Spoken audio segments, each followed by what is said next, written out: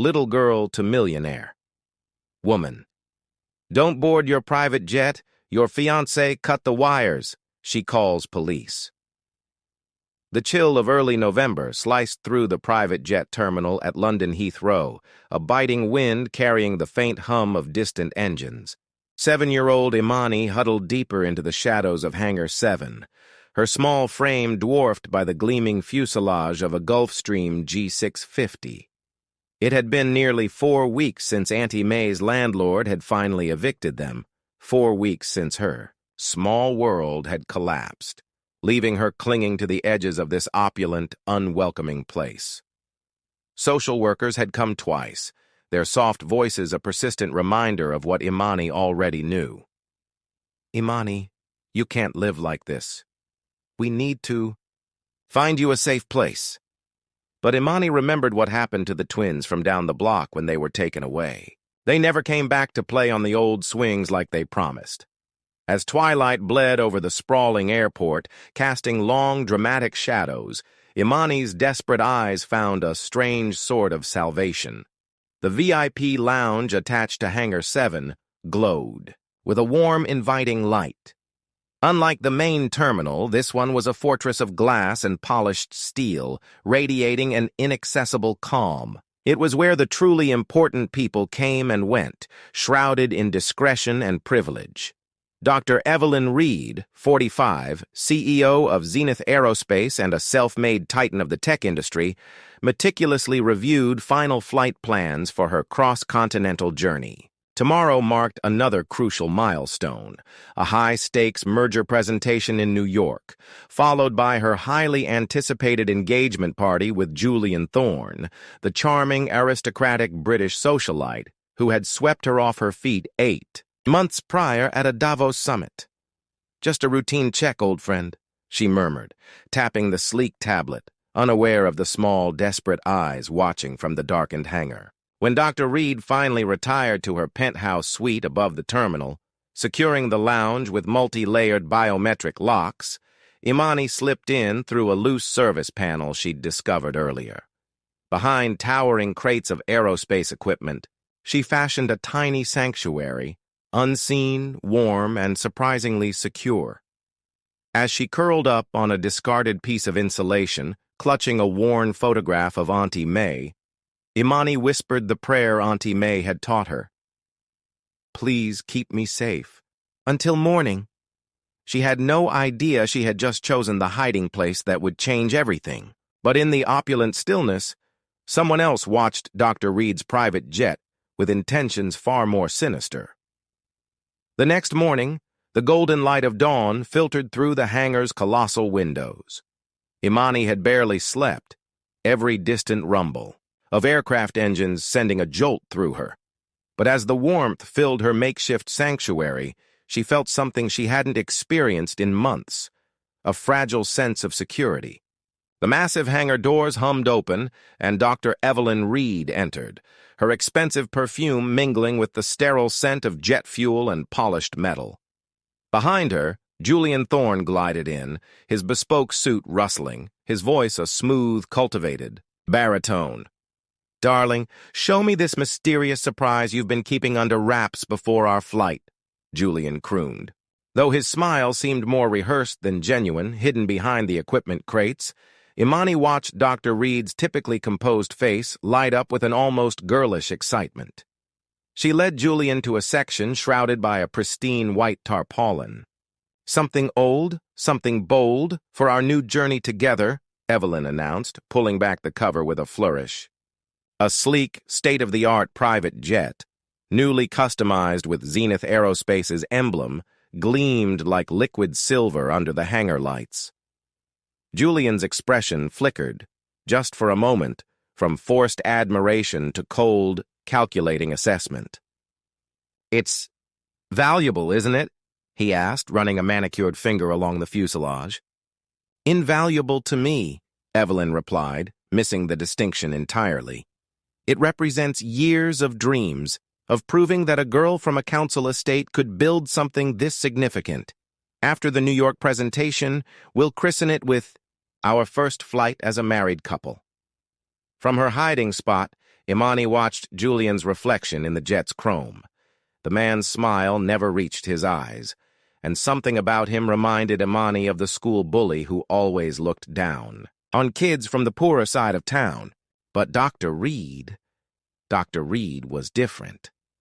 The way she spoke about her jet, with a quiet reverence, reminded Imani of how Auntie May talked about her prized vinyl collection. "You've been patient, haven't you, beautiful?" Evelyn whispered to the jet, polishing an already perfect surface. After they left, Imani established her routine. During daylight hours, she remained perfectly still, practicing the stealth games Auntie May had taught her during their rare visits to the park. Only when night fell did she venture out, slipping into the lounge's executive kitchen to find discarded catering, always careful to take just enough to survive, never enough to be noticed. But on her third night, as she nibbled a leftover croissant, she heard Julian's voice through the kitchen window, sharp and angry on a phone call. "The timeline hasn't changed, Silas. Right after the flight.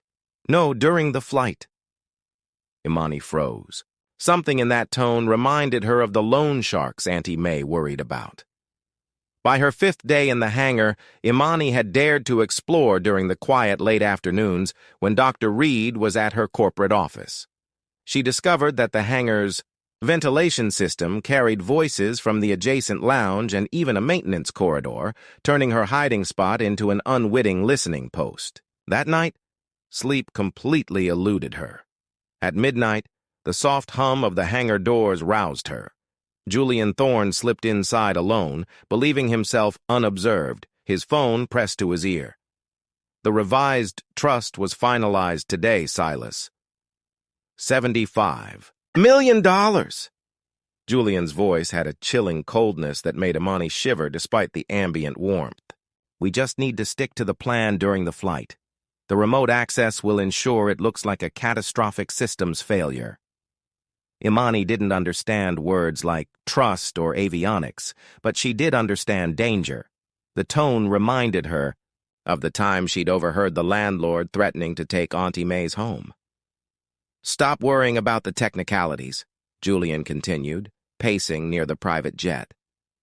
"Evelyn insists on piloting this ridiculous bird herself for the first leg after the New York meeting. It's the perfect window."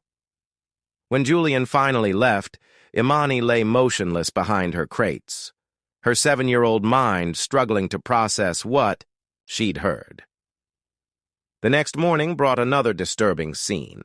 Through a crack in her crate, Imani watched Julian in Dr. Reed's office while Evelyn stepped out to take a call. The man moved with predatory intent, photographing documents on her desk with his phone, his movements quick and furtive. When Evelyn returned with tea for them both, Julian was sitting innocently, his radiant smile firmly in place. "You're incredible for handling all these last-minute details, darling," Evelyn said, kissing him on the cheek. "Anything for our future. Together," Julian replied, his fingers possessively tracing the papers he'd just photographed. From her hiding spot, Imani watched this performance with a growing unease. Auntie May had always told her to trust her feelings about people. "Your heart knows things your head hasn't figured out yet, baby girl," she used to say.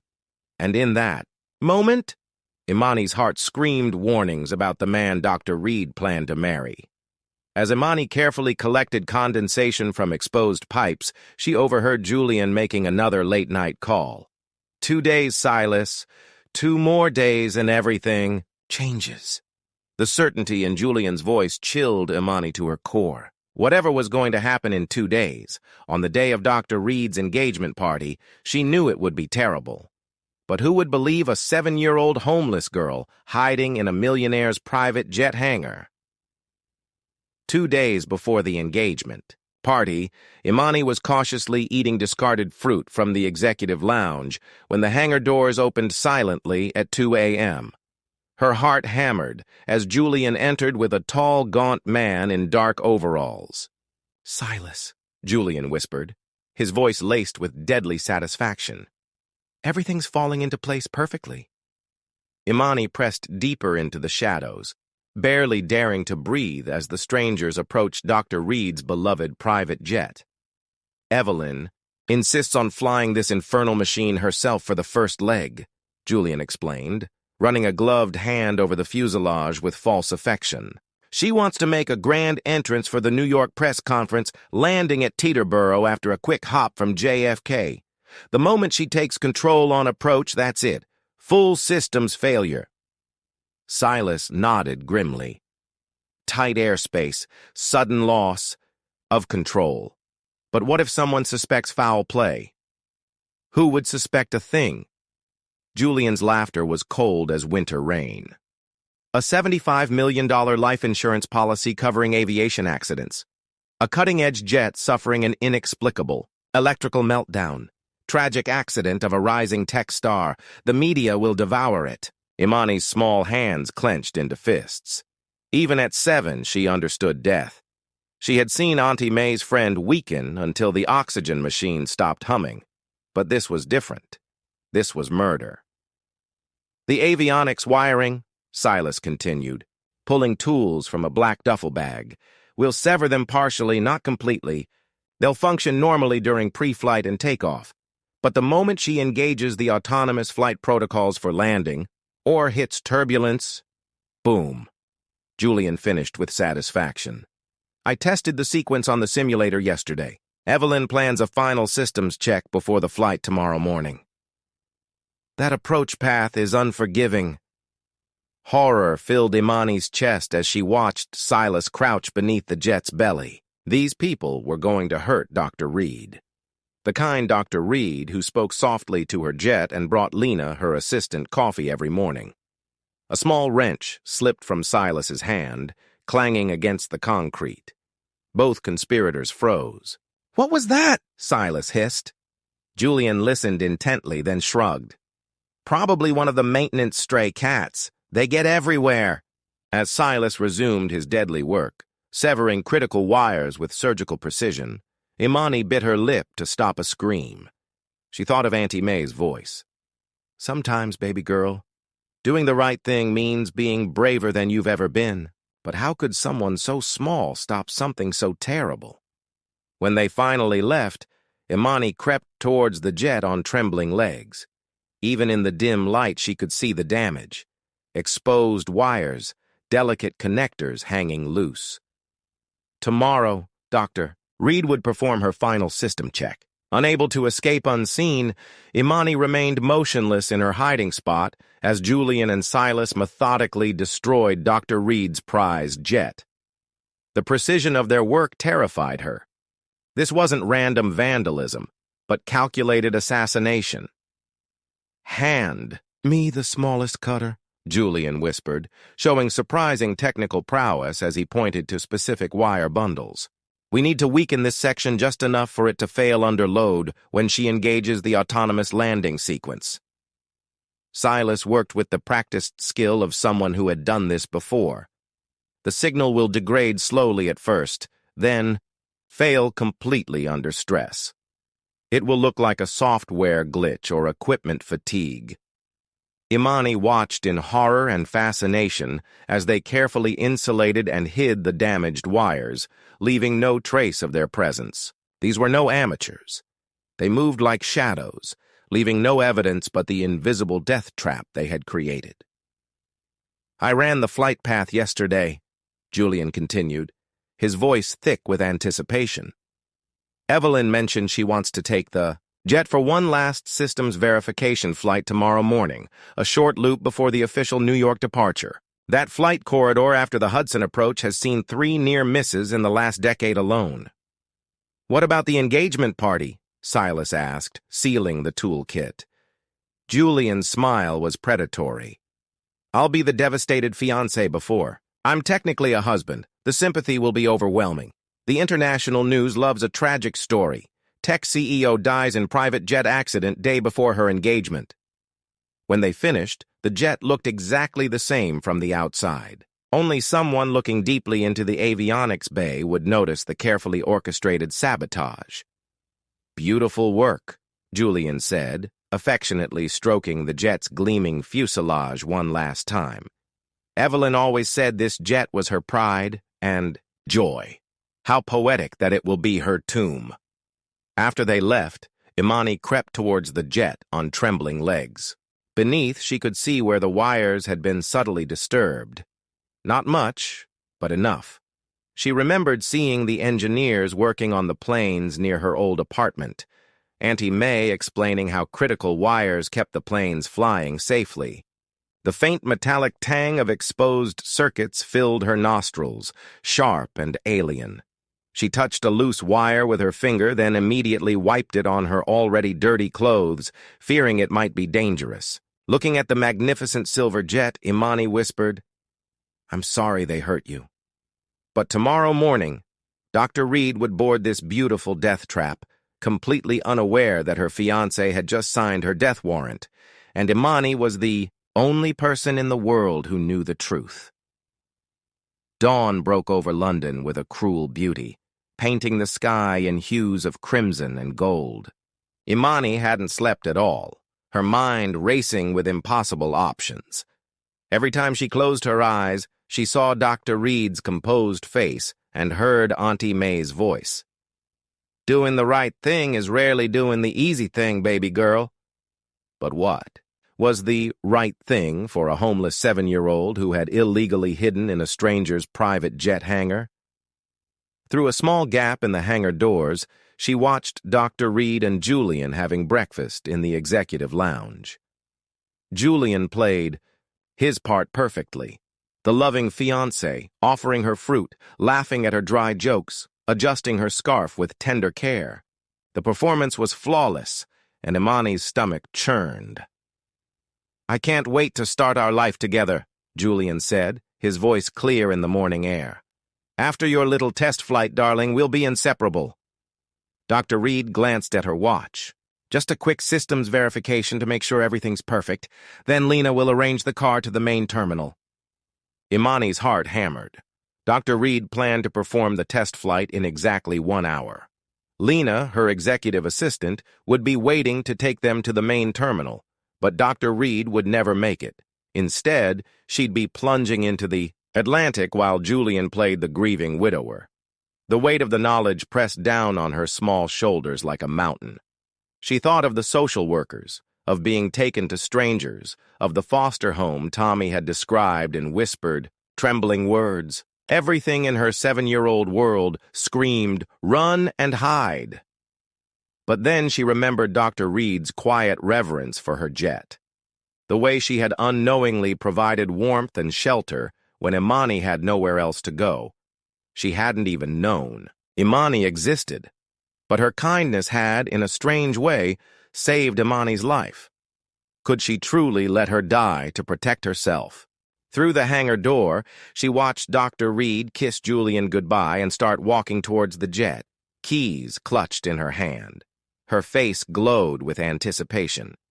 She truly loved that jet, loved her fiancé, loved her carefully planned life. A life that would end in 20 minutes if Imani remained hidden. With a courage that would have made Auntie May burst with pride, Imani made her decision. She couldn't save herself and let Dr. Reed die. Some things mattered more than being safe. Taking a deep breath that tasted of jet fuel and crisp morning air, she burst from behind the equipment crates for the first time in over a week. Dr. Evelyn Reed bid Julian Thorne a tender farewell and walked towards her private jet, her movements precise, focused. The morning sun caught the jet's sleek exterior, creating small rainbows that danced across the immaculate hangar floor. Gathering every ounce of courage her small body possessed, Imani erupted from the shadows, running across the polished concrete, her bare feet slapping against the cold surface. "Ma'am! Ma'am! Don't board your private jet!" she screamed, her thin voice cutting through the quiet morning air like a siren. "Your fiancé cut the wires last night." Dr. Reed stopped dead, completely stunned by the apparition hurtling towards her. A small black girl with tangled hair, dressed in clothes that had seen better days. Her eyes wide with desperate urgency. In the executive lounge, Julian Thorne's coffee cup slipped from his fingers, shattering against the white marble with a sound like bones cracking. Dark liquid spread across the stone like spilled blood. "Don't fly the silver plane. They want to hurt you," Imani continued, stopping just out of arm's reach, but pointing directly at Julian, who was now rushing from the lounge, alarm painted on his face. "Darling, who is this child?" Julian's voice conveyed perfect concern, but his eyes blazed with barely contained fury. "We need to call security immediately. She's obviously been living rough." Dr. Reed's executive instincts, honed by years of reading people in high-stakes situations, kicked in. The child's terror was genuine. No 7-year-old could feign that level of fear. But more unsettling was something in Julian's reaction. A flicker of raw panic before the mask of concern fully settled. "They cut the wires under your beautiful plane," Imani continued, her voice trembling but determined. "The man in dark clothes and the gentleman with the shiny shoes, they said you'd crash on the New York approach." "This is ridiculous," Julian snapped, his composure cracking slightly. "Evelyn, she's obviously mentally unstable. We need to call the authorities to have her removed from the property." But Evelyn studied Imani's face, seeing something that chilled her to the bone. This wasn't the rambling of a disturbed child. It was a testimony delivered with the precision of someone who had witnessed something horrific. "What's your name, child?" she asked softly, ignoring Julian's increasingly frantic protests. "Imani," she whispered. "And I've been living in your hangar because it's warm and safe, but your plane isn't safe anymore. Please don't fly it." Dr. Reed pulled out her phone with steady hands. "I'm calling airport security," she announced, her voice calm, but deadly serious. "I want airport police and an independent aviation technician here immediately." Julian's face turned white as winter snow. "He broke your silver plane so you'd crash," Imani insisted, maintaining her distance as she pointed accusingly at Julian, who approached with a smile that never reached his eyes. "Darling, someone clearly needs to call Child Protective Services," Julian said, his voice dripping with false concern. "This poor little thing has obviously been living on the streets. She's probably hallucinating from hunger and exposure." Dr. Reed noticed how Julian subtly positioned himself between her and the jet, blocking her path to the aircraft. His body language spoke volumes. Protective, defensive, almost territorial. "Evelyn, we can't take the word of a homeless child who's been trespassing on our property," Julian continued, his tone growing more urgent. "She could be mentally ill or making up stories for attention." But Imani stood firm, trembling, but resolute. "I saw them with the tools. The scary man named Silas and the handsome man who pretends to love you. They said, $75 million when she dies." The specificity of that number hit Evelyn like a physical blow. Her life insurance policy details were known only to Julian and her most trusted financial advisors. Her instincts, which had built a tech empire from nothing, screamed danger. "I'm calling security," she repeated, her thumb already dialing. "We'll let the professionals handle this." "Evelyn, please." Julian's mask slipped further, revealing something desperate beneath. "Are you really going to trust a vagrant child over your own fiancé after everything we've built together? If there's nothing wrong with the jet, then there's no harm in having it checked," Evelyn replied with CEO logic, the phone already ringing on the other end. Julian's face cycled through panic, anger, calculation. "You are humiliating both of us. What will people think when they hear you called the police because a homeless child told you ghost stories?" But Evelyn was already speaking into the phone. "I need airport police and a certified avionics technician at Hangar 7, Terminal 3, immediately. I have reason to believe my private jet has been sabotaged." Color drained from Julian's face like water from a sink. In that moment, Imani saw something that terrified her more than hunger or cold. The look of a cornered predator realizing the hunt had gone terribly wrong. "You'll regret this, Evelyn," Julian whispered so low only Imani caught the words. "Both of you." As sirens wailed in the distance, growing louder with each passing second. Imani pressed herself against Dr. Reed's protective presence, feeling that the true danger had only just begun. As they awaited the emergency services, Imani's adrenaline finally began to wane, leaving her trembling like a leaf in an autumn storm. The sheer magnitude of what she had done, revealing herself after hiding for nearly 2 weeks, washed over her in waves. "I was so cold outside," she whispered to Evelyn, bracing for punishment. "Your hangar was warm and safe. I didn't take much food, I promise." Instead of anger, Evelyn's expression softened with something Imani had rarely seen, genuine compassion. "Lena," she called to her executive assistant, who had just arrived, alerted by the security breach. "Please, bring hot tea and a blanket for Imani." Julian watched this exchange with barely concealed fury. "Evelyn, you're encouraging a criminal. She's been stealing from us, trespassing. We should press charges." "She's 7 years old," Evelyn replied firmly, her protective instincts fully engaged. Airport police arrived within minutes, followed by Captain Davis, the head of airport security, and then Detective Anya Sharma, a sharp-eyed woman in her late 30s who immediately took control of the scene. "Let's start with the aircraft inspection," she announced, directing an independent avionics technician towards the Gulf Stream.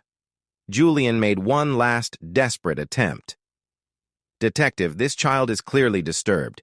She's been living illegally on our property, probably stealing food and—" "Sir and ma'am, I'll need to speak to everyone individually," Detective Sharma interrupted. "But first, let's see what the technician finds." The technician's examination lasted less than 10 minutes. When he emerged from beneath the jet, his face was grim. "The critical avionics wiring has been deliberately severed," he announced. "A professional job designed to fail under flight load, specifically during autonomous landing. This jet would have been a death trap." The silence that followed was deafening. "There's more," Detective Sharma added, consulting her tablet. "Dr. Reed, your exterior hangar cameras were disabled last night, but the internal hangar cameras remained operational. We'll need to review those recordings immediately." Julian's face went from pale to ashen. "This is preposterous. Are you going to take the word of a homeless child and jump to these outrageous conclusions?" But Evelyn was no longer listening to his protests. She looked at the man she had planned to marry, seeing a stranger where her fiancé used to be. "Detective Sharma," she said quietly, "I believe that recording will be very interesting for you." Julian took an involuntary step back, his perfect composure finally shattering completely. The hangar security footage played on Detective Sharma's tablet with devastating clarity. Julian and Silas moved through the frames like actors in a noir film, their sabotage captured in high-definition detail. "That's impossible," Julian stammered, but his voice lacked conviction. "Those cameras were supposed to be—" He caught himself, but it was too late. "Supposed to be what, Mr. Thorne?" Detective Sharma asked, her pen poised over her notepad. Realizing his error, Julian made a desperate attempt to bolt for the door. 2 officers intercepted him before he reached the tarmac, his designer shoes skidding on the polished concrete as he struggled against their grip. "You don't understand!" he shrieked, his composure utterly destroyed. "I deserved everything she had. Do you know what I went through to get this close to her?" Dr. Reed stood frozen, watching the man she had planned to marry transform into someone utterly unrecognizable. The charming fiancé who brought her morning tea had vanished, replaced by something cold and calculating. "Mr. Thorne," Detective Sharma continued, "or should I say Mr. Reed?" Julian's struggles ceased instantly. "How did you know?" "Julian Reed," Sharma explained to Dr. Reed, who looked utterly bewildered. "Wanted for questioning in connection with the suspicious death of a Monaco financier, Jean-Luc Dubois, 3 years ago. Your fiancé has quite the interesting history." The revelations kept coming like hammer blows. Jean-Luc Dubois died in a convenient yachting accident just 6 months after marrying Mr. Reed. He collected 5 million euros in life insurance before disappearing.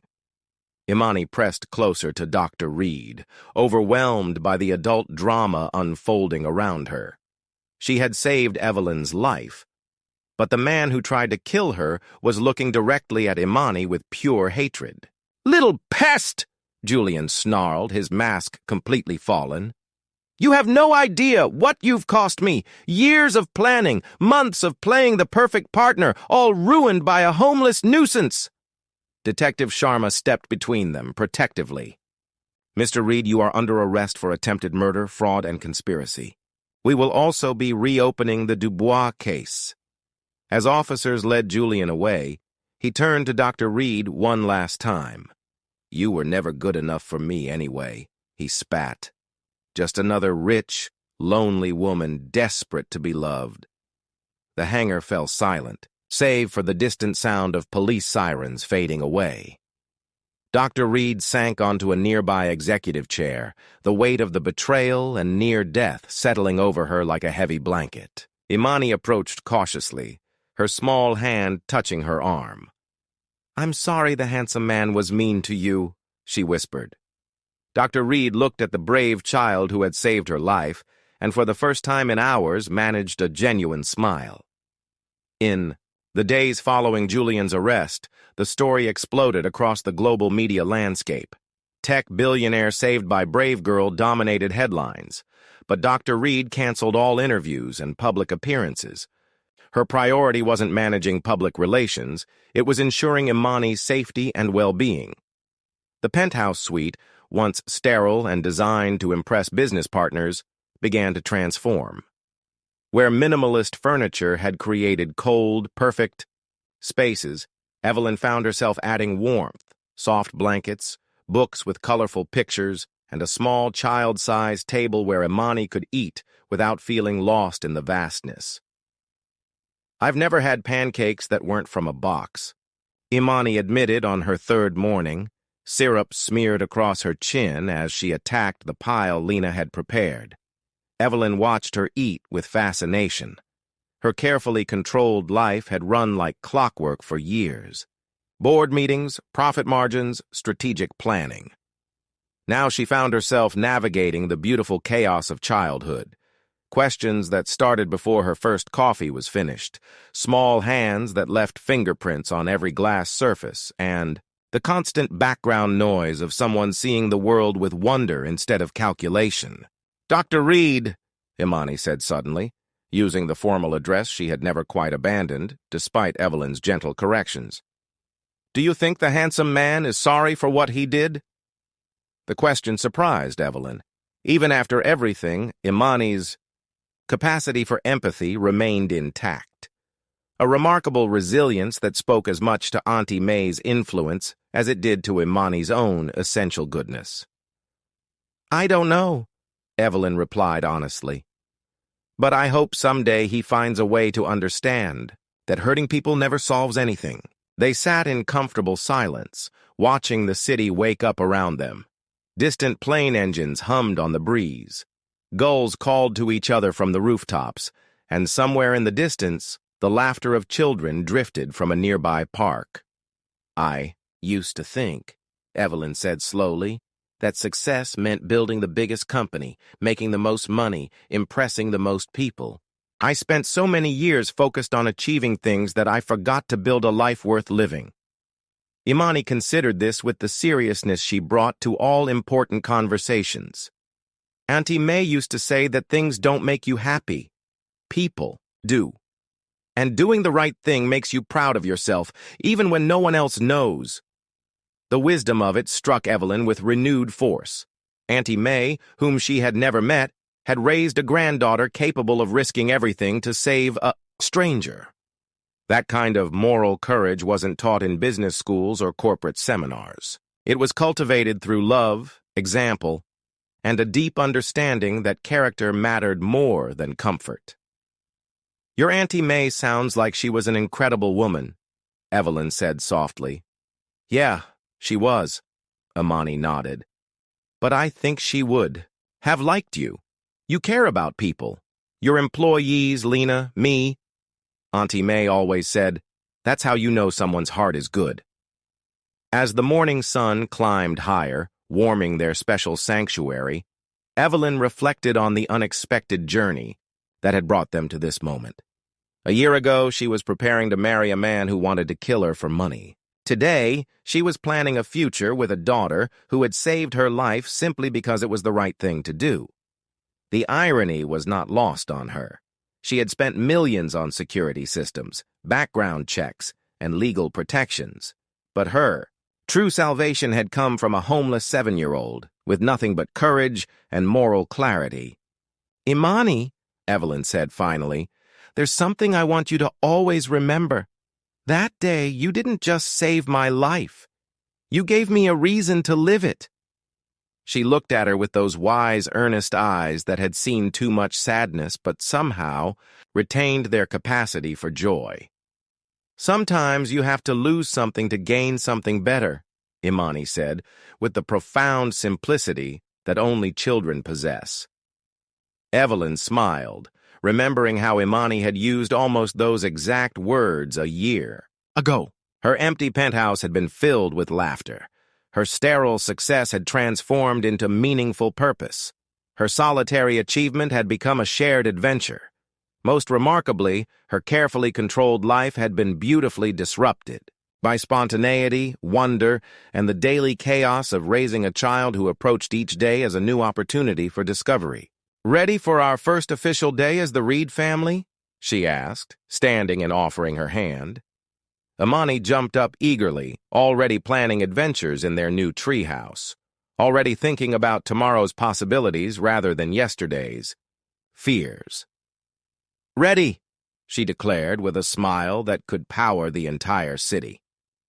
And as they climbed down from their elevated sanctuary into the garden below, both of them understood that while their story had begun with danger and deception, it would continue with love, laughter, and the unshakable bond between a woman who'd learned that family was more valuable than fortune, and a little girl who'd discovered that courage could create its own kind of magic. The private jet terminal stood unchanged in the morning light, a silent witness to the miracle that had unfolded within its walls. But everything else, their hearts, their home, their hopes for the future, had been transformed by the simple recognition that sometimes the most important family members arrive in the most unexpected ways. In the distance, church bells chimed. The hour, and Dr. Evelyn Reed and her daughter Imani headed inside for breakfast, their shadows intertwining on the path like the lives that had found each other against all odds and chosen, despite every reason for fear, to build something beautiful together. If this story touched your heart, don't forget to smash that thumbs up and hit subscribe for more unforgettable, emotional, and viral true stories. We want to hear from you. Drop a comment and tell us where in the world are you watching from. The hardest moment came when Finch cross-examined Imani, trying to confuse her about dates and times, suggesting she might have misunderstood what she heard. "Isn't it possible, Imani, that you were hungry and scared and perhaps imagined some of these conversations?" he asked, with a practiced gentleness that carried an undertone of condescension. "No, sir," Imani replied firmly. "I know what I heard. They wanted to hurt Dr. Reed, and that was wrong." Her simple moral clarity cut through the legal complexity like a knife. In that moment, everyone in the room, the jury, the spectators, even the defense team, could see the absolute truth in her testimony. When Finch suggested Imani might have made up the story for attention or sympathy, she looked at him directly with those wise, earnest eyes. "I didn't want anyone to know I was there," she said quietly. "I was scared they'd take me away from Dr. Reed, but I couldn't let the handsome man hurt her. Auntie May taught me that doing the right thing is more important than being safe." The impact of her words was visible throughout the room. Several jury members wiped their eyes, and even the court reporter paused her transcription. But Julian was not finished. As the prosecution rested its case, he made a decision that stunned everyone, including his own barrister. Against all legal advice, he insisted on taking the stand to defend himself. What followed was a performance that revealed the true extent of his narcissism and manipulation. Instead of expressing remorse or attempting to minimize his actions, Julian launched into a bitter justification of his crimes. "Do you want to know the truth?" he spat, his mask finally falling completely. "These women had everything handed to them: money, success, respect, while people like me had to scramble for scraps. Jean-Luc Dubois inherited his wealth. Clara Jensen got lucky with tech stocks. Evelyn Reed built her company on ideas she probably stole from smarter people." The courtroom listened in stunned silence as he continued his tirade, revealing a world view twisted by entitlement and rage. "I gave them what they wanted, a charming, cultured man who made them feel special. In return, I deserved their wealth. If they were too trusting, too naive to protect themselves, that was their weakness, not my crime." His barrister desperately tried to stop his testimony, but Julian was out of control. Years of pent-up anger poured out in a torrent of self-justification that destroyed any sympathy the jury might have felt. "And that little nuisance," he added, pointing directly at Imani, "she should have minded her own business. Children should be seen and not heard, especially homeless children with no right to interfere in adult affairs." Judge Thorne had to bang her gavel to restore order as murmurs spread through the room. Dr. Reed's hands clenched into fists, her protective instincts screaming at Julian's attack on Imani. But Imani herself remained calm, looking at Julian with something akin to pity. "He's very angry," she whispered to Evelyn after they left the courtroom that day. Auntie May used to say, "Angry people are usually hurting because someone hurt them first." The jury deliberated for less than 3 hours. Julian was convicted on all counts: attempted murder, fraud, conspiracy, and multiple charges related to his previous crimes. The judge sentenced him to 25 years in federal prison with no possibility of parole for 15 years. As Julian was led away in handcuffs, he maintained his defiant attitude until the very end. "This isn't justice," he shouted. "This is persecution of a man who refused to be a victim." But his words fell on deaf ears. Justice had been served, not through revenge or hatred, but through the simple courage of a child who chose to do the right thing, even when it was terrifying. Outside the courtroom, as media cameras flashed and reporters shouted questions, Dr. Reed lifted Imani into her arms. "Are you okay?" she asked softly. Imani nodded, then smiled, the first truly carefree smile Evelyn had seen from her since this ordeal began. "Can we go home now, Dr. Reed?" "Yes," Evelyn replied, her voice thick with emotion. "Let's go home." 1 year after that fateful October morning, when a desperate child emerged from a hangar to save a stranger's life, Dr. Reed's penthouse had transformed beyond recognition. Where once sterile display cases designed to impress business partners, now cozy living spaces invited life. The minimalist furniture that had dominated every room gave way to comfortable sofas, perfect for reading bedtime stories. Imani's artwork covered the smart fridge, crayon drawings of stick figures labeled Mama Evelyn and Imani that meant more to her than any corporate award she'd ever received. The formal dining room, once used only for client entertaining, now hosted homework sessions, puzzle contests, and the occasional food fight that Lena pretended to disapprove of while secretly smiling. But perhaps the most dramatic change was in Evelyn herself. The driven executive who once worked 16-hour days now left the office promptly at 5 alcohol, prioritizing football practice over conference calls and bedtime stories over earnings reports. Her chief of staff had initially worried about this dramatic shift in priorities, but Zenith Aerospace's performance had actually improved under her more balanced leadership. Turns out, she confided to her board members during a rare late-night strategy session. Having something more important than work makes you better at work, not worse. The legal proceedings had finally concluded with a satisfying resolution. Julian received 25 years in federal prison, while Silas, who had cooperated fully with prosecutors, was sentenced to 8 years for his role in the conspiracy. Both would serve their time far from London, ensuring Imani's safety and peace of mind. More importantly, the adoption paperwork had reached its happy conclusion. After months of home visits, background checks, and psychological evaluations, Judge Anya Sharma, the very same detective who had spearheaded Julian's arrest, had signed the final papers, officially making Imani part of the Reed family. "It's rare," the judge had commented during the quiet ceremony, "to see such a clear case of a child and a parent meant to be together." On this anniversary morning, exactly 1 year after Imani had run across the hangar floor, screaming warnings about the handsome man, Evelyn had planned a special celebration. She found Imani in the breakfast nook, carefully arranging colorful sprinkles on heart-shaped pancakes Lena had made. "Today is our special day," Imani announced with 7-year-old solemnity. "The day I saved you and you saved me." Evelyn smiled, marveling at Imani's ability to see their relationship as a mutual rescue rather than one-sided charity. In truth, Imani was entirely right. Imani had saved Evelyn from far more than Julian's assassination plot. She had saved her from a life of solitary success, from relationships built on deception, from the hollow victory of achieving everything except what truly mattered. "I have something for you," Evelyn said, producing a small wrapped box from behind her back.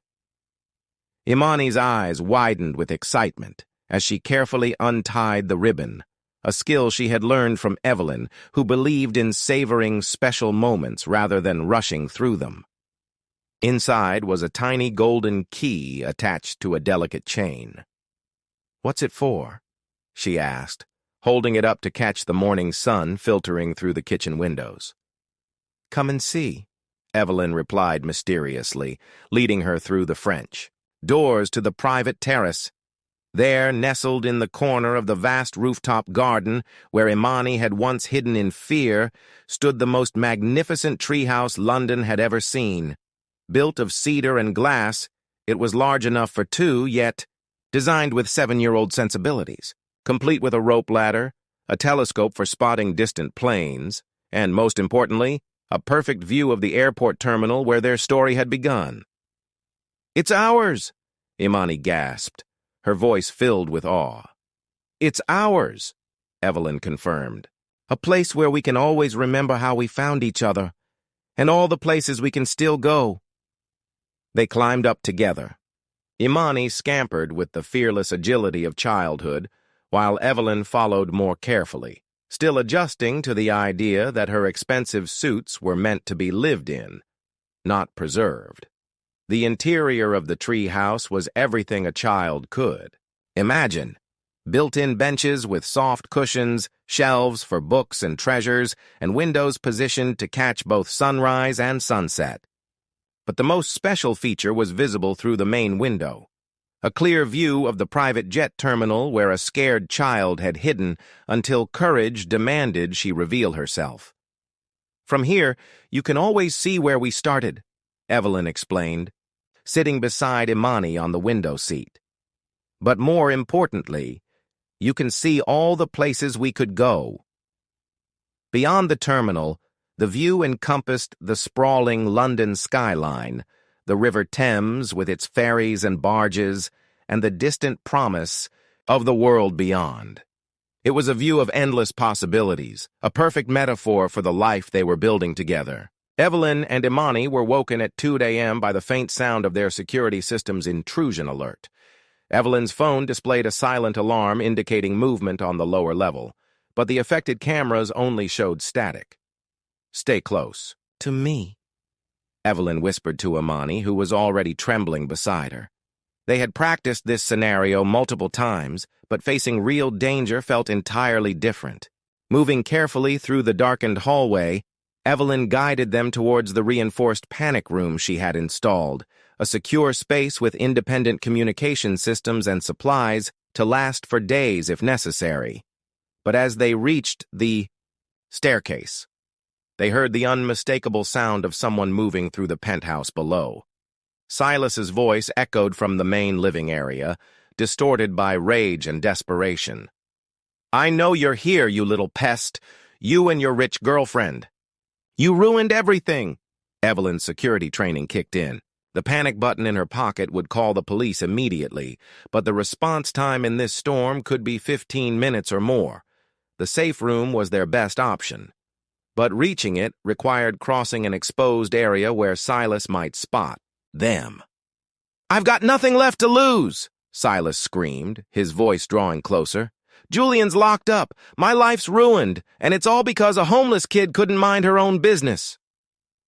Imani pressed herself against Evelyn's side, her small body trembling with terror. But when she spoke, her voice sounded surprisingly firm. "Dr. Reed, I know another way." During her weeks exploring the penthouse, Imani had discovered passages and spaces Evelyn didn't even know existed. Behind a hidden panel in the upstairs library was a narrow maintenance corridor that connected to unused service quarters from the building's original construction. "It's very small," she whispered, "but we can hide there until the police come." Trusting her implicitly, Evelyn followed Imani's lead through the concealed passage.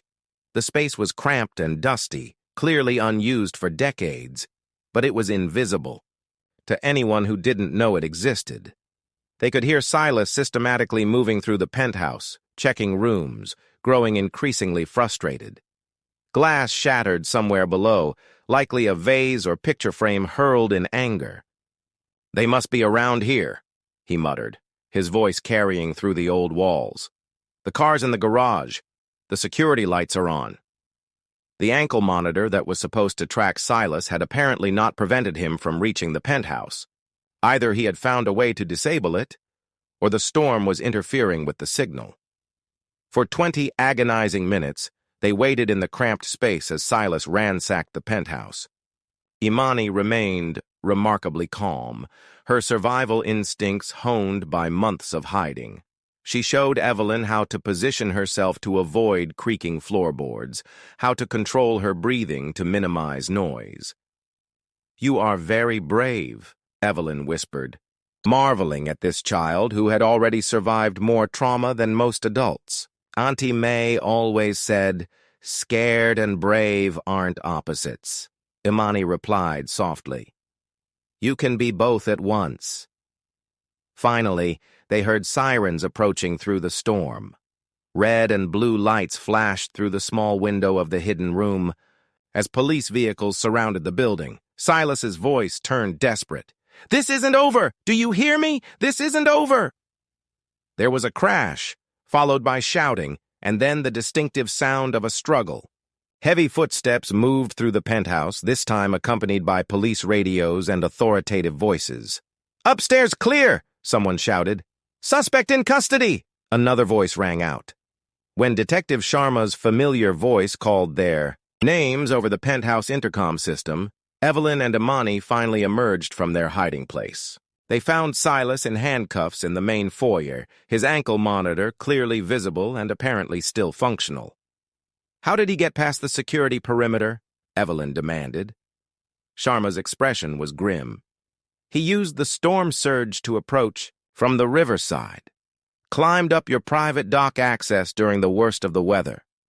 We didn't think anyone would be insane enough to try that in these conditions." But Silas had been exactly that insane, desperate enough to risk everything for vengeance against a 7-year-old girl who had simply tried to save an innocent woman's life. As Silas was led away, this time facing additional charges, including aggravated trespass, harassment, and violation of bail conditions, he turned to Imani one last time. "You should have minded your own business, kid," he snarled. "Some secrets are worth killing for." Evelyn pulled Imani closer, both understanding that while this immediate threat was over, the trauma would linger. But they had faced it together, and somehow that made all the difference. In the morning, Detective Sharma would tell them that Silas's bail had been permanently revoked and that he would likely face federal charges for the ankle monitor violation. The immediate danger was over, but for now, as the storm winds howled outside and emergency vehicles departed, Evelyn and Imani sat together in the library, both grateful to be alive and safe, and both understanding more clearly than ever that they needed each other. 4 months after that terrifying night in the secret passage, Imani faced her greatest challenge yet, testifying in court against Julian. The Old Bailey, London's central criminal court, loomed like a fortress of Portland, stone and glass, its imposing architecture designed to inspire respect for justice. But for a 7-year-old, it felt more like a mountain to climb. Evelyn had spent weeks preparing her for this moment, working with victim advocates and child psychologists to ensure she understood what would happen. They had practiced in mock courtrooms, role-played with friendly barristers, and discussed how telling the truth, even when it was scary, was the most important thing she could do. "Remember, Imani," explained Crown Prosecutor Eleanor Vance during their final prep session, "you just need to tell what you saw and heard. Don't worry about anything else. Dr. Reed will be right there in the courtroom and I'll ask the questions." But knowing what to expect and actually facing it were entirely different experiences. The courtroom was packed with reporters, legal, observers, and spectators drawn by the sensational nature of the case. Julian sat at the defense table in a conservative navy suit and a carefully cultivated expression of aggrieved innocence, looking in every respect like the respectable socialite, rather than the calculating murderer he had proven to be. His transformation was so complete, Imani had to look twice to recognize the man who had sabotaged Evelyn's jet. Silas, facing charges in a separate but related trial, would testify later as part of a plea bargain. His barrister had negotiated, reduced charges in exchange for his full cooperation, a development that had added another layer of complexity to an already intricate case. When Imani's name was called, the courtroom fell silent. Evelyn squeezed her hand as Imani walked to the witness stand, her small figure dwarfed by the formal proceedings around her. The bailiff had to lower the microphone to her height, and the judge spoke in soft tones that seemed almost out of place in the austere setting. "Imani, do you understand that you are here to tell the truth about what you saw and heard?" asked Judge Helena Thorne kindly. "Yes, ma'am," Imani replied, her voice barely audible despite the microphone's amplification. Prosecutor Vance began with simple questions about Imani's background, establishing how she came to live in Dr. Reed's hangar. Imani's answers were clear and honest, describing Auntie May's passing, her fear of foster care, and her desperate search for shelter during London's harsh autumn. "And what did you overhear on the night of October 15th? Vance continued. Imani's voice grew stronger as she recounted the conversation between Julian and Silas. "The handsome man said £75 million when Dr. Reed died. He said the plane would crash on the New York approach and it would look like an accident." Julian's barrister, a sharply dressed man named Alistair Finch, objected frequently, arguing that a child's testimony was unreliable, but Judge Thorne overruled most of the objections, noting that Imani's account had been corroborated by physical evidence and security recordings. The investigation revealed Imani's tragic circumstances. Orphaned when Auntie May passed away 3 months prior, she had been evading social services out of fear. Auntie May had briefly lost custody years before due to a bureaucratic error, leaving 7-year-old Imani terrified of being separated from the only family she'd ever known. "The state has located a distant relative in Manchester," explained social worker Sarah Jenkins during a meeting in Dr. Reed's study. "Mr. David Clark has expressed interest in gaining custody." Dr. Reed's protective instincts immediately flared. "Has this man been thoroughly vetted? Does he have experience with children?" "He has passed initial background checks," Jenkins replied cautiously. "But we always prefer family placement when possible." That afternoon, Dr. Reed found Imani in the guest room, carefully folding her few possessions into the same plastic bag she'd carried when hiding in the hangar. "You don't have to pack yet," Evelyn said softly, sitting on the edge of the bed. The social worker said it would be several weeks before any decisions were made. Imani looked up with eyes too old for her 7-year-old face. "It's okay, Dr. Reed. I already knew I couldn't stay. Nobody keeps me for very long." The resignation in her voice broke something within Evelyn's chest. This brave child, who had risked everything to save a stranger's life, had learned to expect abandonment as naturally as breathing. "Imani," Evelyn said carefully, "what if there was another option? What if I applied to become your legal guardian?" Imani's eyes widened with hope and disbelief. "You'd want me to stay with you even though I hid in your hangar and ate your food?" "Especially because you were brave enough to save my life," Evelyn responded, surprised by the certainty in her own voice. "If you'd like to stay here, I'd like you to stay too." For the first time since Evelyn had met her, Imani smiled. "Really?" she beamed. And Evelyn realized her meticulously planned life had just taken the most significant detour in her 45 years. 2 weeks after Julian's arrest, the full scope of his deception began to unravel like a carefully woven tapestry, thread by thread. Detective Sharma visited the penthouse on a gray Thursday morning, her expression somber as she spread files across Dr. Reed's dining table. "What we've uncovered about Julian Reed, or rather his true identity, is disturbing," she began, opening a thick folder. "The Monaco case was just the beginning. We've identified a pattern spanning nearly 8 years. Dr. Reed studied the photographs and documents as Imani colored quietly nearby. Her presence, a constant reminder of how close she had come to becoming another statistic. The evidence painted a chilling picture of calculated predation. 3 relationships with wealthy women," Sharma continued. "Jean-Luc Dubois's wife in Monaco died in a sailing accident 6 months after their marriage. Clara Jensen in New York fell from her penthouse balcony during what appeared to be a romantic evening, and Margaret Davies in London barely escaped when her family suspected foul play and hired a private investigator." Each case followed an identical pattern. Julian would meet his targets at high society events, present himself as a charming, established professional, pursue a whirlwind romance, and push for a quick engagement. The deaths, when they occurred, always appeared accidental and happened after significant life insurance policies had been secured. "The chilling part," Sharma added, "is how meticulously he researched each target. He knew their business histories, their family situations, their vulnerabilities. This wasn't random. These women were carefully selected." Dr. Reed felt a chill as she recalled how perfectly Julian seemed to understand her interests, her solitude, her desire for a family.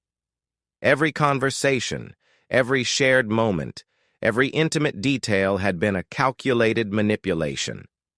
The media attention intensified as the investigation expanded. News vans lined the streets outside the terminal. Reporters shouted questions whenever Dr. Reed left the penthouse. Social media buzzed with speculation about the Heathrow Black Widow, a moniker Evelyn found darkly ironic given her own narrow escape. More troubling than the public scrutiny was the private shame gnawing at Evelyn's confidence. How could someone so successful in business, someone who built a tech empire by reading people in situations, have been so completely fooled? She confided to her old friend and legal counsel David Chen during a late-night conversation in her study. "I pride myself on understanding human nature. I've negotiated multi-billion-dollar deals, spotted corporate espionage, identified dishonest competitors. How could I miss something so obvious?" David, who had flown in from Singapore immediately after hearing the news, poured them both another scotch. "Because he was a professional, Evelyn. This was his career. You were looking for love, not analyzing a business adversary. The psychological impact extended beyond bruised pride. Dr. Reed found herself questioning every interaction, every decision, every instinct that had once felt reliable. Sleep became elusive as her mind replayed moments with Julian, searching for signals she had missed, warnings she had ignored. Meanwhile, Imani adapted to life in the penthouse with the resilience of childhood, but her own trauma surfaced in unexpected ways. She hoarded food in her room, checked locks repeatedly before bedtime, and sometimes woke up screaming from nightmares about the handsome man returning. "He was so angry when they took him away," Imani whispered during one of these midnight episodes, clinging to Evelyn as she comforted her. "What if he gets out of jail and tries to hurt us?" These fears were not entirely unfounded. Julian's legal team had petitioned for bail, arguing their client posed no flight risk. The hearing was scheduled for the following week, and the possibility of his temporary release, however remote, added another layer of anxiety to an already stressful situation. The custody situation also grew more complex. David Clark, the relative from Manchester, had begun calling regularly, expressing increased interest in taking Imani. During their video calls, he seemed pleasant enough, a middle-aged construction worker with no children of his own. But something about his sudden eagerness felt opportunistic to Evelyn. "The publicity has been considerable," observed social worker Sarah Jenkins during another meeting. "Many people are suddenly interested in Imani's well-being." The implication was clear. Some of that interest might be driven by potential book deals, film rights, or simple fame, rather than genuine concern for a traumatized child. As Evelyn tucked Imani into bed one night, Imani looked up with those wise, troubled eyes. "Dr. Reed, if the scary man gets out of jail, will you still want to have me, even if it's dangerous?" The question hit Evelyn straight in the heart. Was she being selfish trying to adopt Imani? Would Imani be safer with relatives far from London, far from the media attention and the lingering shadow of Julian's threats? But looking at this brave child who had risked everything to save her life, Evelyn knew her answer with absolute certainty. "Imani, nothing in this world could make me stop wanting you as my family. We will face whatever comes, together." Outside, the rain began to beat against the windows like tiny fists, and somewhere in the distance, sirens wailed in the London night. A month after Julian's arrest, Silas was released on bail due to a procedural error in his arrest warrant. His legal team had successfully argued that evidence obtained during the initial search was inadmissible, creating enough reasonable doubt to secure his temporary freedom while awaiting trial.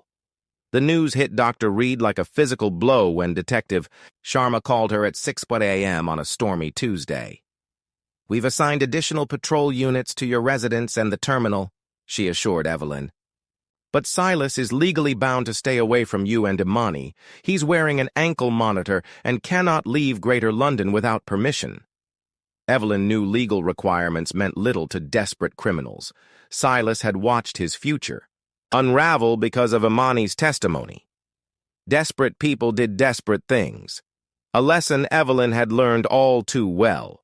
The penthouse security system received immediate upgrades. Motion sensors, reinforced locks, panic buttons in every room, and 24-hour surveillance. Evelyn hired private security guards who rotated shifts, ensuring the property was never unguarded. But Silas proved to be more cunning than anyone anticipated. That Tuesday night storm was particularly fierce, with winds strong enough to down power lines across London. The penthouse's backup generators kicked in automatically, but the power disruption temporarily disabled several exterior security cameras, a window of opportunity Silas had apparently been waiting for.